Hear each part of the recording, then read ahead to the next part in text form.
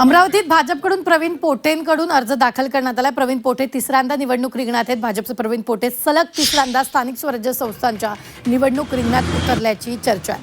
2018च्या निवडणुकीत मी एकतर्फी निवडणूक नेली होती। माझ्या मतदारांसोबत कौटुंबिक संबंध आहेत। सातत्याने त्यांच्या दुःख सुखात राहतो, त्यामुळे सर्व नगरसेवक मला सहकार्य करतील। महायुतीमध्ये कुठलाही अंतर्गत कलह नाहीये। भाजपमधील एकही मत फुटणार नाही। इतर पक्षाची मतं मला मिळतील असा विश्वास प्रवीण पोटे यांनी बोलून दाखवला।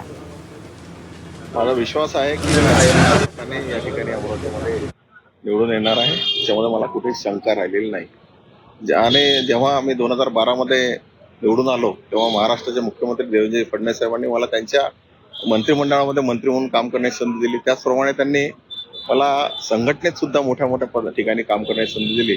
त्यांचा विश्वास जो आहे त्या विश्वासानुसार त्यांनी मला यावेळेस तिसऱ्यांदा परत उमेदवारी दिली आहे आणि मी नक्की मोठ्या प्रमाणात चांगल्या पद्धतीने निवडून येणार आहे।